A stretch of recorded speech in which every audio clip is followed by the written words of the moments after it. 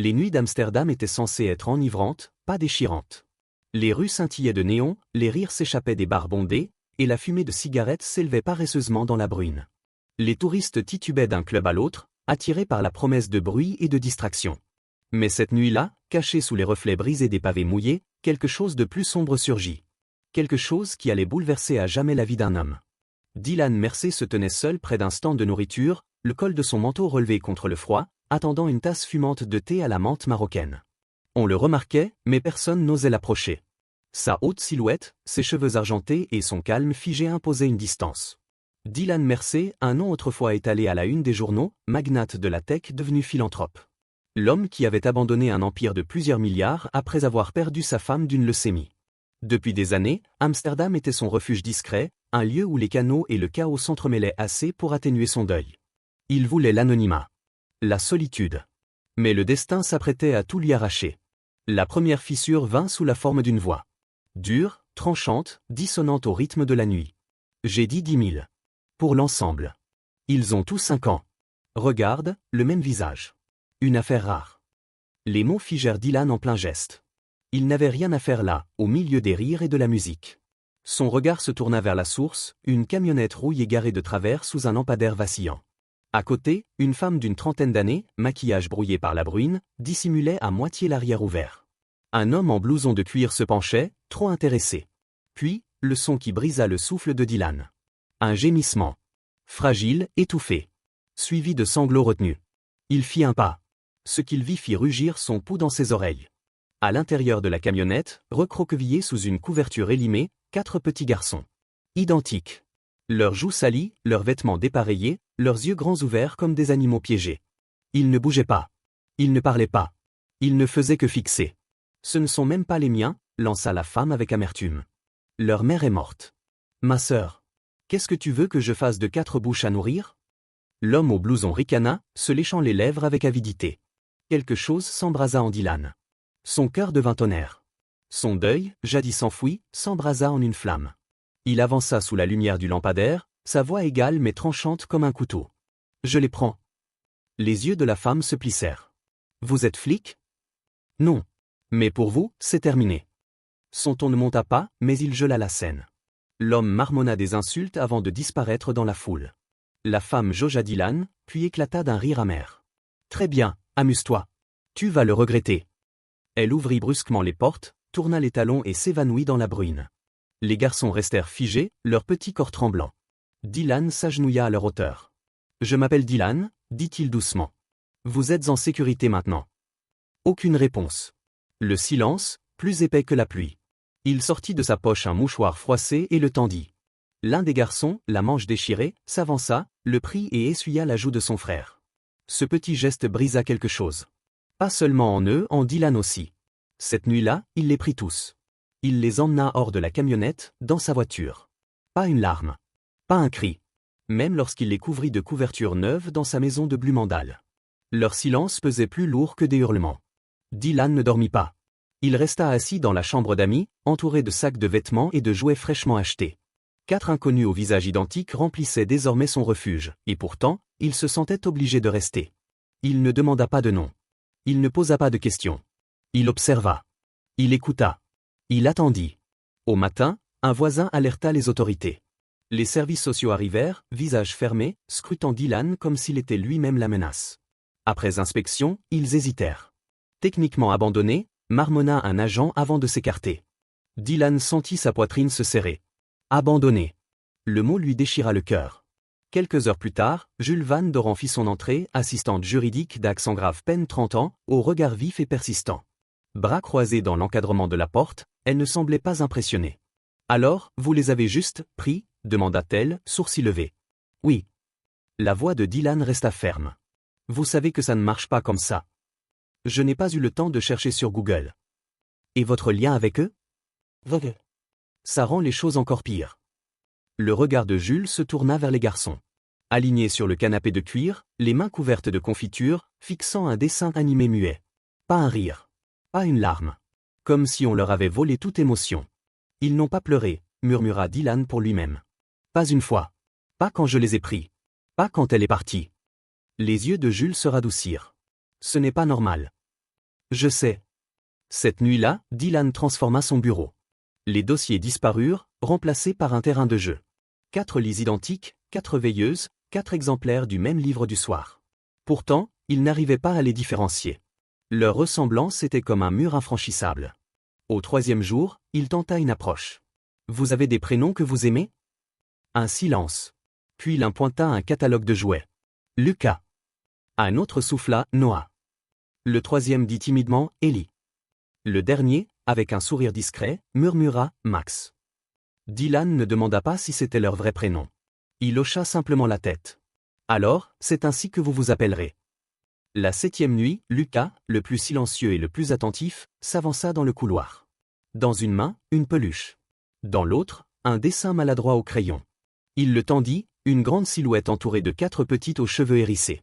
Dylan s'agenouilla. « Qu'est-ce que c'est ?»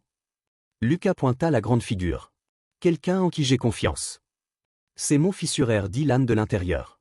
La confiance, fragile, rare, précieuse. Il ravala l'émotion qui montait, les yeux brouillés de larmes. Dehors, la pluie avait cessé. Amsterdam reposait dans le silence. Et pour la première fois depuis des années, le deuil de Dylan s'apaisa. Mais il ne savait pas encore que le monde entier observait déjà. Le dimanche soir venu, la maison impeccable de Dylan, à Blumendal, ne ressemblait plus au sanctuaire qu'il protégeait jadis. Des crayons roulaient sur le parquet. De petites chaussettes restaient accrochées au dos du canapé. Des tranches de pommes à moitié mangées traînaient dans des bols abandonnés. L'ordre silencieux qu'il avait mis des années à façonner s'était effondré en moins de 72 heures. Et, étrangement, cela ne lui manquait pas. Il s'était attendu à ce que la partie la plus difficile soit la logistique, lit, repas, vêtements. Mais le vrai défi n'était pas matériel. Il était émotionnel. 4 garçons de 5 ans, marqués par la méfiance et des habitudes entremêlées, ne venaient pas avec un mode d'emploi. Chaque matin commençait dans la confusion. L'un aimait les œufs brouillés mais ne supportait pas le pain grillé. Un autre ne mangeait que du pain grillé, jamais d'œufs. L'un détestait les chaussettes trop serrées. Un autre refusait carrément de porter des chaussures. Dylan essayait de tout noter dans un carnet, griffonnant les petites manies comme un étudiant révisant pour un examen impossible. Peu à peu, il vit apparaître des motifs. Lucas, silencieux, observateur, difficile à nourrir. Noah, mutique, souvent tourné vers la fenêtre comme si le monde extérieur détenait des réponses. Ellie, agité, fredonnant doucement dès que ses nerfs prenaient le dessus. Max, le plus timide, son sourire caché, n'apparaissant que lorsqu'il pensait qu'on ne le regardait pas. Dylan commença à les appeler sa boussole, nord, sud et ouest. 4 directions, chacune l'attirant ailleurs. Malgré le chaos, des instants de grâce jaillirent, fragiles comme des rayons de soleil après la pluie. Un soir, après une crise de colère explosive qui s'était terminée par du jus renversé et des crayons brisés, Dylan s'assit par terre dans la cuisine, le dos contre le lave-vaisselle, complètement vidé. Alors Max s'approcha à petits pas, grimpa silencieusement sur ses genoux et posa sa petite tête contre sa poitrine. L'enfant ne dit rien, mais son geste parlait pour lui, « Tu es encore là. Tu n'es pas parti. » Cette nuit-là, Dylan ne dormit pas. À la place, il ouvrit son ordinateur et écrivit un mail désespéré à un psychologue pour enfants, demandant conseil. La réponse arriva vite, structure, sécurité et silence sont des outils puissants. Laissez-les explorer, mais ne disparaissez pas. Laissez-les pleurer, mais ne détournez jamais le regard. Dylan s'accrocha à ces mots comme à de l'oxygène. Le lendemain matin, déterminé à ne pas échouer, il tenta de créer une routine. Promenade matinale avant le petit déjeuner. Heure de musique l'après-midi. Lecture du soir avant de dormir. Au début, les garçons résistèrent. Méfiants, comme des animaux sauvages peu habitués à la douceur. Mais peu à peu, la répétition tissa du réconfort. Le monde extérieur, lui, n'était pas aussi indulgent. En milieu de semaine, Jules revint. Cette fois avec des papiers et la rigidité de la loi. Elle se tenait dans la cuisine de Dylan, feuilletant des formulaires, tandis que Max empilait en silence des raisins en petites tours sur le comptoir. Une enquête officielle est en cours, annonça Jules, la voix sèche. Techniquement, vous détenez des mineurs sans tutelle. Dylan éteignit la bouilloire, la mâchoire serrée. Je n'ai pas eu le temps pour la paperasse. Ça ne fonctionne pas comme ça, Dylan. Je sais. Mais ici, ils sont en sécurité. Ils mangent. Ils dorment. Ils jouent. Jules referma brutalement le dossier. Ce ne sont pas des animaux de compagnie. Les yeux de Dylan flamboyèrent. Je n'ai jamais pensé ça. Un long silence, seulement rythmé par le bourdonnement du réfrigérateur. Puis Jules soupira, se massant les tempes. Je ne suis pas là pour les reprendre. Pas encore. Mais c'est délicat. Et vous devez comprendre, le monde n'aime pas les héros brouillons. Ce soir-là, en bordant les garçons, Dylan comprit qu'elle avait raison. Le monde transformerait cette histoire en un récit qu'il ne pourrait pas contrôler. Et cela arriva plus vite qu'il ne l'imaginait. Le lendemain, Jules revint avec une feuille imprimée à la main, l'expression sombre. Elle la posa sur le comptoir. Le titre hurlait « Un millionnaire achète 4 enfants dans une rue d'Amsterdam ». En dessous, une photo floue montrait Dylan avec les garçons, marchant près d'un canal. L'article était anonyme, mal écrit, mais il avait déjà fait le tour du web. L'estomac de Dylan se noua. Cela va les détruire. Ça pourrait, admit Jules. Ou ça pourrait s'éteindre vite. Mais seulement si tu combats ça de la bonne manière. Ce soir-là, Dylan assembla les garçons dans le salon. Il ne parla pas de jargon juridique ni de bataille de garde. Il parla avec honnêteté, avec des mots assez simples pour qu'ils puissent les comprendre. Je ne sais pas ce qui va se passer, avoua-t-il. Mais je veux que vous restiez. Pas parce que je dois. Parce que je le veux. Les garçons échangèrent des regards inquiets. Ellie murmura. Même si on fait encore des bêtises? Dylan sourit, une petite fissure de lumière dans la tempête. Surtout dans ces moments-là. À partir de ce jour, il redoubla d'efforts. Il transforma son bureau de l'étage en 4 petites chambres, non pas séparées, mais 4 coins d'un grand espace commun. Chaque garçon reçut une literie colorée, des étagères pour ses jouets et son prénom écrit en grand au-dessus de son lit. Les garçons n'aimaient pas être séparés, mais ils aimaient savoir qu'ils avaient chacun leur propre place. Dylan découvrit le pouvoir des petits gestes. Plier les minuscules chaussettes. Couper les pommes en parts égales. Lire la même histoire du soir 4 fois avec des voix différentes pour que chacun se sente unique. Les progrès vinrent lentement, en fragments. Un soir, Noah, qui passait souvent ses journées dans le silence, chuchota. On pourra dessiner encore demain? Un autre matin, Lucas demanda enfin à Dylan de l'aider à nouer ses lacets après des jours d'essais obstinés. Max, habituellement muet, embrassa la main de Dylan après avoir reçu un pansement. Et Ellie, doux, anxieux Ellie, commença à fredonner des berceuses au lieu de mélodies nerveuses. Quand Jules revint, elle remarqua la différence. Elle posa son dossier et dit à Dylan d'une voix plus douce. « J'ai déposé une demande de tutelle d'urgence. » Les yeux de Dylan se levèrent. « Ça nous donne combien de temps? » Quelques mois, peut-être plus. Si tu restes irréprochable. Je n'ai rien à cacher. Je sais, répondit Jules, plus tendre. Mais les gens aiment les histoires simples. Et celle-ci ne le sera pas. Dylan jeta un regard vers la salle de jeu, où les 4 garçons étaient étalés sur le sol, coloriant avec des crayons cassés. Il murmura. Ce ne sont pas une histoire. Ils sont réels. Et, à cet instant, il comprit que le monde le voie ou non, il n'était plus seulement un homme hanté par le deuil. Il était devenu un gardien, lié à 4 âmes fragiles qu'il avait choisies en silence. Mais dehors, la tempête ne faisait que s'intensifier. Dylan se réveilla avant l'aube. La maison était calme, lourde encore des dernières braises de rêves agités.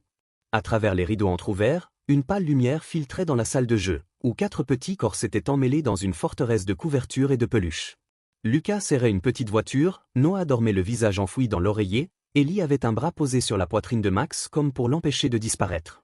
Pendant un long moment, Dylan resta immobile, le cœur gonflé d'émerveillement et de peur. 4 étrangers avaient transformé son exil silencieux en une maison qui respirait. Et il savait, sans le moindre doute, qu'il ne pourrait jamais les laisser partir. Mais au-delà de ces murs, l'histoire commençait déjà à se tordre. Sur son téléphone, les messages non lus clignotaient sans relâche. Les gros titres se répandaient comme une traînée de poudre. Un investisseur en technologie achète 4 enfants dans une rue d'Amsterdam. Les forums grouillaient de commentaires cruels, l'accusant de traiter des enfants comme des possessions. Chaque mot tranchait plus profondément que le précédent. Il éteignit l'écran. Le monde extérieur pouvait attendre. Pour l'instant, il s'accrocherait à ce moment fragile. Ce matin-là, Lucas entra dans la cuisine, encore ensommeillé. Il remarqua Dylan, le regard fixé sur son téléphone, la mâchoire crispée dans une tempête qu'il tentait de cacher. « C'est du mauvais bruit ?» demanda Lucas doucement. Dylan posa le téléphone, forçant sa voix à rester calme. Seulement des gens confus. Ils ne comprennent pas encore ce qu'est l'amour. Il prit la main du garçon. « Mais moi, je suis là. Et ici, c'est la maison. » Les garçons se rassemblèrent autour de lui, leurs petits corps formant un cercle de force silencieuse. Et pour la première fois, Dylan comprit que, même s'ils se battaient pour eux, eux aussi l'ancrèrent à la vie. Cet après-midi-là, Jules arriva à l'improviste. Elle portait une pile de notifications légales et une fatigue visible dans ses yeux. « Nous devons agir vite, » dit-elle en étalant les papiers sur la table basse. « Ta tutelle d'urgence a bien été déposée. Mais les services sociaux veulent interroger chaque enfant. Et leur tante ?» Jules hésita. Elle a déposé une demande pour mettre fin à ta tutelle. Elle prétend que tu les as achetés. Les mots s'écrasèrent comme du gravier dans la poitrine de Dylan. Elle les a abandonnés. Elle change son histoire, répondit Jules d'un ton grave. Le tribunal écoutera sa version. Nous avons besoin de preuves, des témoins, des voisins, n'importe qui pouvant attester que tu leur offres un cadre sûr et aimant. Les épaules de Dylan se raidirent. Alors, nous leur donnerons des preuves. Les jours suivants devinrent flous. Dylan rendit visite aux voisins, à la boulangère, même aux facteurs, tous ceux qui avaient croisé les garçons dans leur nouvelle vie. Chaque témoignage semblait petit, ordinaire. Lucas qui faisait un timide signe de la main, Noah qui tenait la porte à un voisin, Ellie qui fredonnait en balayant le trottoir, Max dont le sourire s'illuminait lorsqu'on lui disait bonjour. Ces fragments, cousus ensemble, formaient quelque chose d'indéniable. Mais la nuit, Dylan restait éveillé, hanté par l'idée que tout cela pouvait lui être arraché. Que ces 4 petites flammes fragiles pouvaient être emportées par des étrangers incapables de comprendre. Un soir, sous la lueur ambrée de la lampe de cuisine, Max tira la manche de Dylan. Sa voix tremblait. « Je n'aime pas les gens qui crient. Ils ont l'air fâchés. » Dylan s'agenouilla, ramenant son visage à hauteur de celui du petit. « Je sais que c'est bruyant. Mais même quand le monde semble hors de contrôle, souviens-toi de ceci. » Il posa une main sur son cœur. « Je serai toujours ton silence.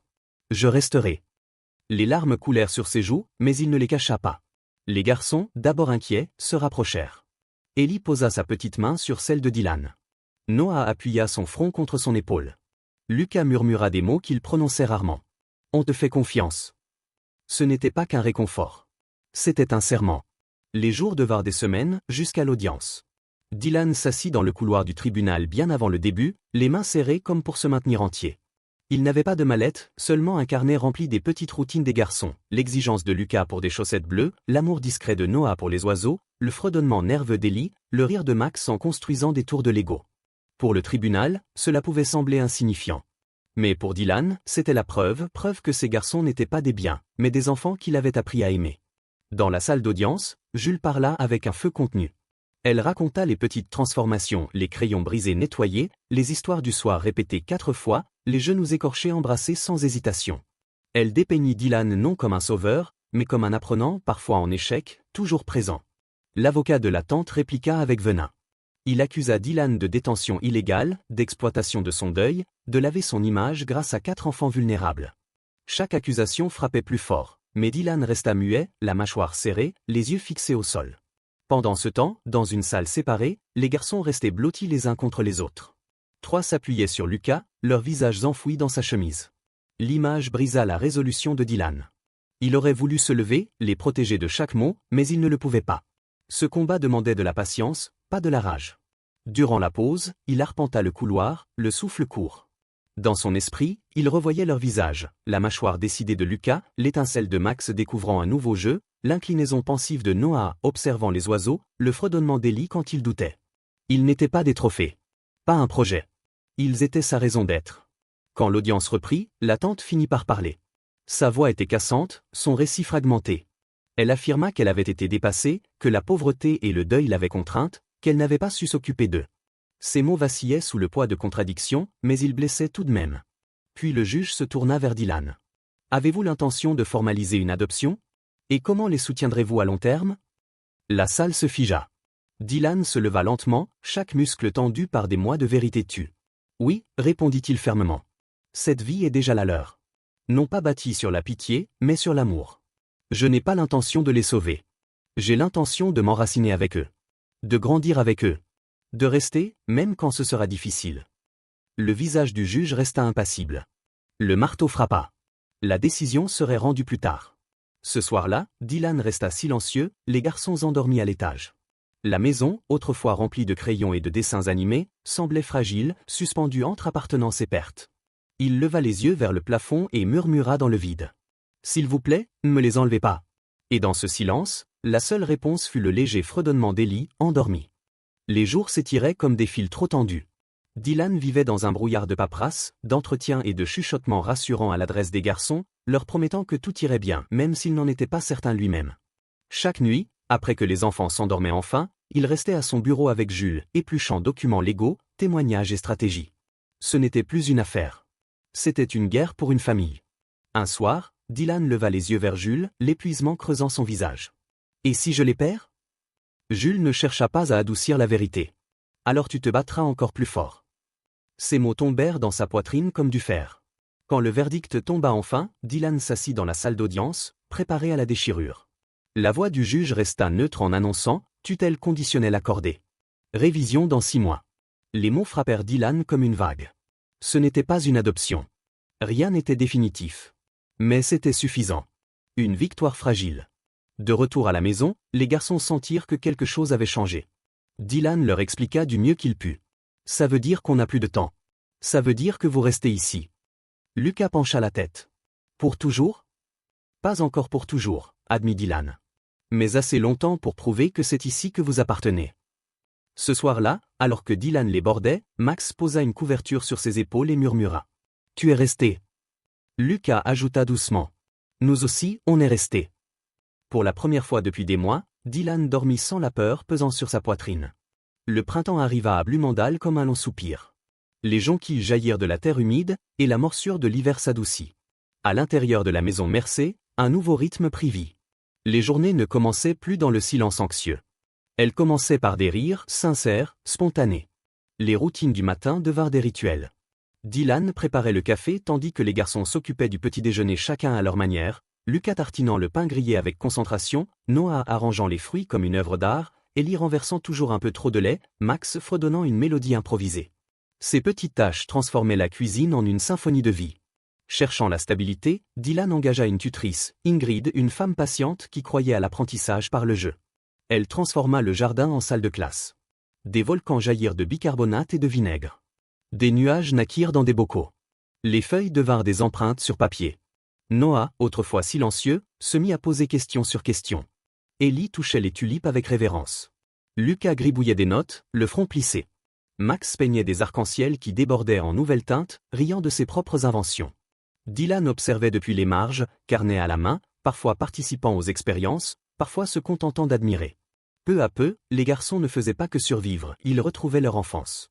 Un après-midi, ils construisirent une cabane dans le bureau avec des couvertures et des guirlandes lumineuses. À l'intérieur, ils créèrent des mondes. Lucas se proclama chevalier. Noah inventa des aventures incroyables. Ellie avoua ses peurs. Max réconforta son frère d'une main posée sur son épaule. Dylan écouta, réalisant que le jeu était devenu leur langue de guérison. Ils commencèrent à appeler ces instants les petites aventures.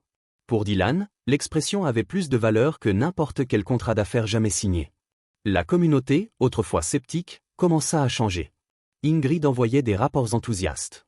Madame Van Ryn, de la boulangerie, passait avec des tartes aux fraises, racontant comment les garçons la saluaient d'un sourire franc. Un voisin mentionna que Lucas avait offert son aide pour réparer une clôture. Ce n'étaient pas des gros titres. C'étaient des témoignages de confiance. Un soir, Dylan s'assit dans le jardin tandis que les garçons couraient après des papillons, leur rire flottant dans la brise. Pour la première fois, son deuil lui parut comme un vieux vêtement qu'il avait enfin retiré. Il n'était plus enveloppé de pertes. Il était vêtu de vie. Le tournant arriva sans prévenir. Un matin, Dylan fut réveillé par un vacarme dans la cuisine. Il descendit en hâte et trouva 4 pancakes maladroits sur des assiettes dépareillées, formant 3 lettres bancales, DAD. Journée d'appréciation des papas, annonça fièrement Ellie. Lucas tendit une carte faite à la main. Merci d'être resté avec nous. Noah posa un pot de fleurs sauvages sur la table. Ellie plia des serviettes en forme d'étoile. Max glissa un dessin, 4 garçons main dans la main sous un soleil éclatant. La gorge de Dylan se serra. Il les contempla, si petits, si courageux. Pour la première fois, il se permit de croire, ceci est une famille. Mais derrière chaque moment de joie, l'ombre de la loi persistait. Les garçons commencèrent à fréquenter une petite école de type Montessori.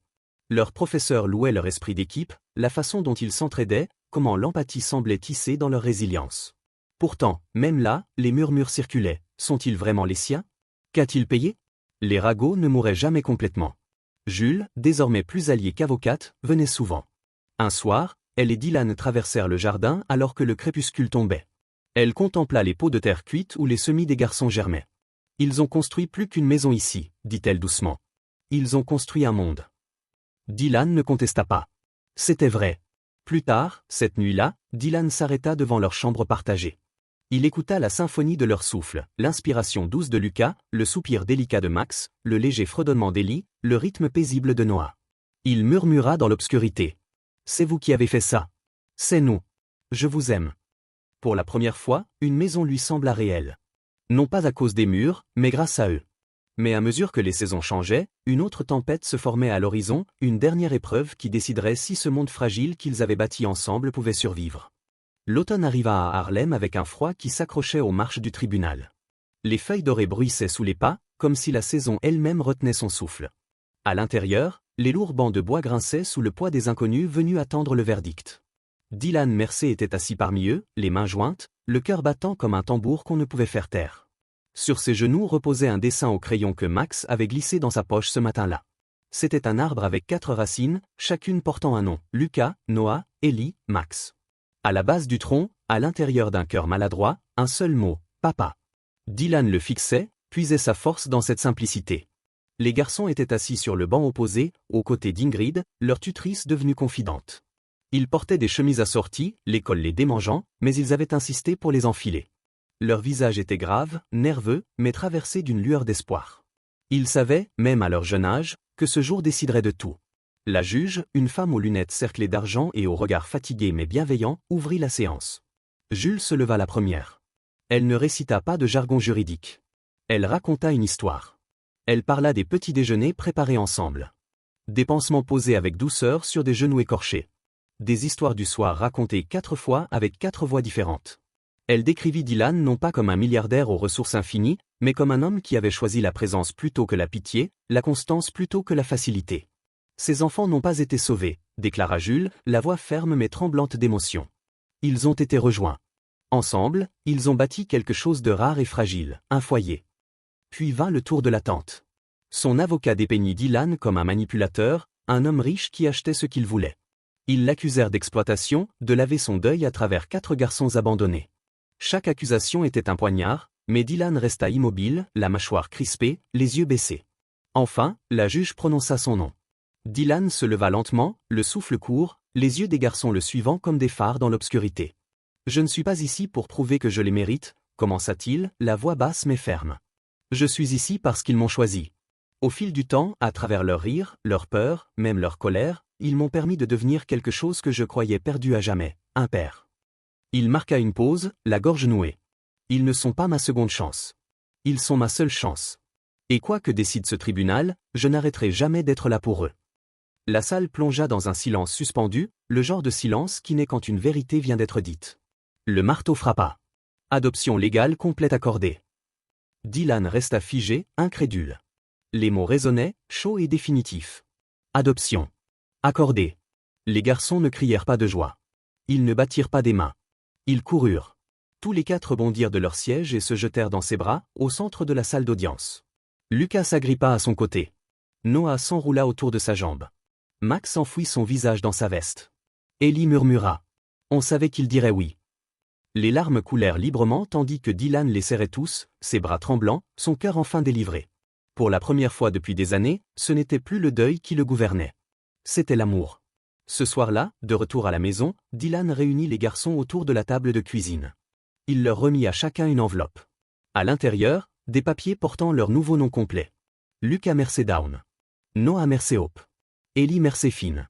Max Mersey Bleu. Chacun avait choisi son 2e prénom lui-même, des noms enracinés dans l'espoir, les histoires et les rêves. Dylan expliqua doucement. Vous m'appartenez, mais plus encore, vous vous appartenez à vous-même. Ce nom, c'est votre choix, votre avenir. Les visages des garçons s'illuminèrent de fierté. Au lieu d'un dîner formel, ils célébrèrent par un pique-nique improvisé dans le jardin, sous des guirlandes lumineuses. Ils mangèrent du gâteau au chocolat avec les doigts, firent des ombres chinoises contre la clôture, et rirent si fort que les voisins leur demandèrent de se calmer. Dylan s'en moquait. Il observait chaque seconde, essayant de graver dans sa mémoire la joie éclaboussée sur leur visage. Là où autrefois ces nuits n'étaient faites que de silence et d'échos de salles de réunion, elles étaient désormais emplies de miettes, de lacets et de rires. Il n'avait jamais été aussi riche. Mais le voyage de Dylan ne concernait pas seulement sa famille. Il concernait tous les enfants laissés pour compte. En quelques semaines, il lança la Fondation Mersey, un hommage vivant à ses garçons. Sa mission, protéger les enfants abandonnés et orphelins à travers l'Europe. Le premier événement eut lieu dans un espace artistique rénové à Amsterdam. Jules y prononça un discours vibrant. Ingrid organisa une vente aux enchères de dessins d'enfants. Et les garçons, vêtus de costumes trop grands, parcouraient la salle en collectant des dons dans des boîtes qu'ils avaient décorées eux-mêmes. Lors de ses remarques de clôture, Dylan se tint près d'une exposition de photos retraçant leurs premiers mois ensemble, cabane de couverture, petit déjeuner désordonné, découverte dans le jardin. Il ne lut pas un discours. Il parla avec son cœur. Ils sont venus à moi effrayés, incertains du monde. Je suis venu à eux brisés, incertains de l'amour. Mais ensemble, nous avons construit quelque chose de plus fort que nous deux. Nous sommes une famille, non pas parce que la loi l'affirme, mais parce que chaque jour, nous nous choisissons. Les applaudissements ne furent pas tonitruants. Ils furent chaleureux. Réels. Quelques semaines plus tard, Dylan surprit les garçons avec un voyage. Pas dans un parc d'attractions. Pas dans une station luxueuse. Mais sur une plage tranquille de la côte portugaise. Ils séjournèrent dans un petit cottage sans Wi-Fi, sans télévision, seulement des livres, du sable et le bruit des vagues. Chaque matin, ils construisaient des châteaux de sable. Chaque soir, ils écrivaient des cartes postales pour eux-mêmes, notant ce qui les avait rendus heureux ce jour-là. Lors de leur dernière nuit, Dylan remit à chaque garçon un cerf-volant. Sur le tissu, leur prénom était inscrit en couleurs vives, accompagné d'un message « Vous êtes aimés. Vous êtes libres. Vous êtes chez vous ».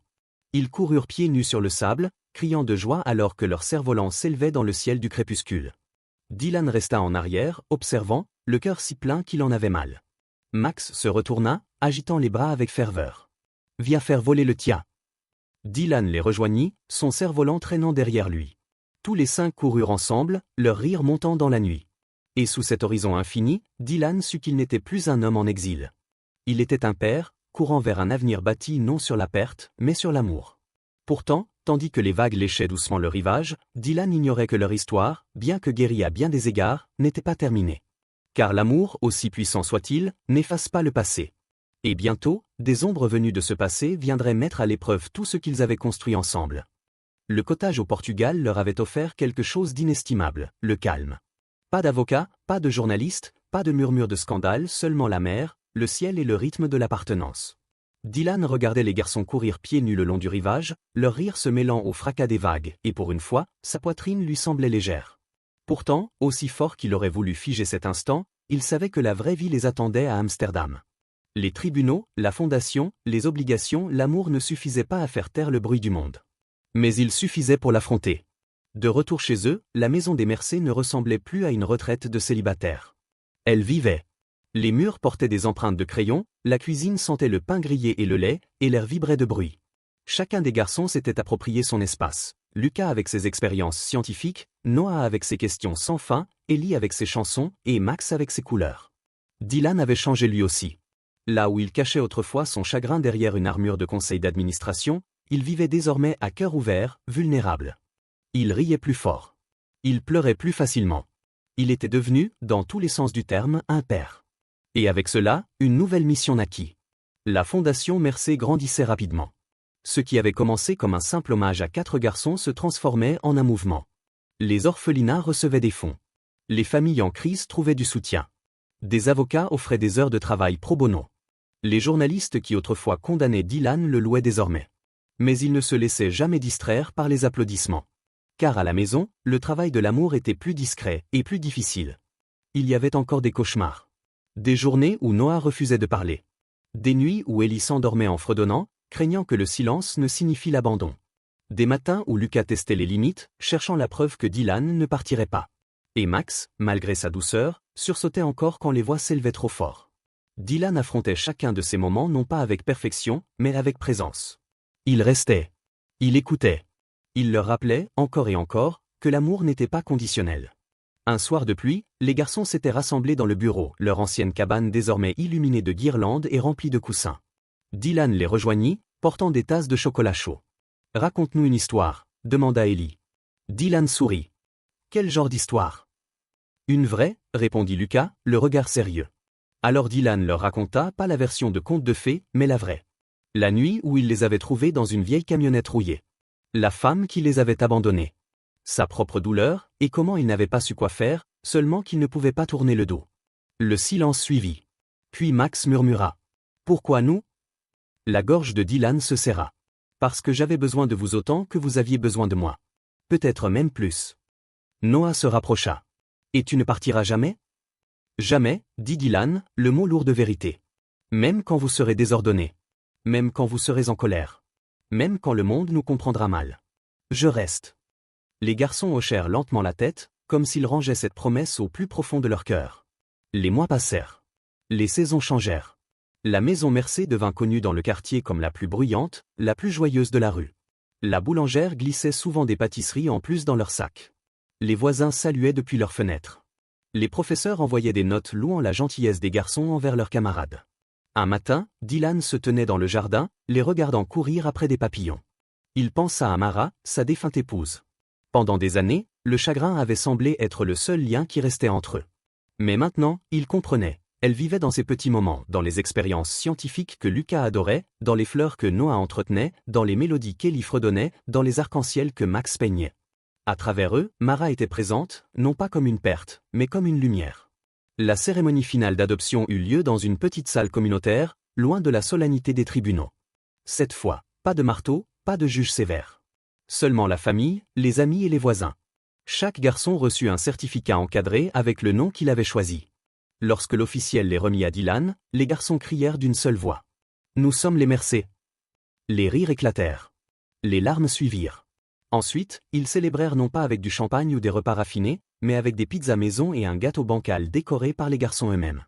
Le glaçage dégoulinait, les confettis sucrés s'éparpillaient sur la table, mais Dylan jura que c'était le plus beau gâteau qu'il ait jamais vu. Ce soir-là, Dylan sortit, les étoiles scintillant doucement au-dessus de Blumendal. Il pensa au chemin parcouru, la camionnette, le tribunal, les accusations, la peur. Puis il pensa au présent, 4 garçons endormis à l'étage, portant encore des cicatrices, mais aussi une joie nouvelle. Il murmura dans l'air frais de la nuit. On y est arrivé. Ensemble. Et peut-être que c'était là la leçon depuis le début. Qu'une famille ne se définit pas par les liens du sang ou les débuts parfaits. Elle se forge dans le choix de rester quand partir est plus facile. Dans la décision de revenir, encore et encore, jusqu'à ce que la confiance jaillisse de la peur. La fondation Mercé continua de prospérer, mais Dylan ne se vit jamais comme un sauveur. Il n'était pas le milliardaire qui avait acheté des enfants. Il n'était pas le héros que les gros titres réclamaient. Il était simplement un homme autrefois brisé, qui avait choisi d'aimer 4 garçons abandonnés jusqu'à ce que l'amour les transforme tous. Lucas, Noah, Ellie et Max, sa boussole. Ses fils. Son monde. Et au final, leur histoire ne parlait pas de sauvetage. Elle parlait de reconstruction. De la découverte d'un foyer non pas dans des murs, mais dans des cœurs. Des révolutions silencieuses qui naissent quand quelqu'un refuse de partir. Car parfois, l'acte d'amour le plus radical n'est pas grandiose. C'est de rester.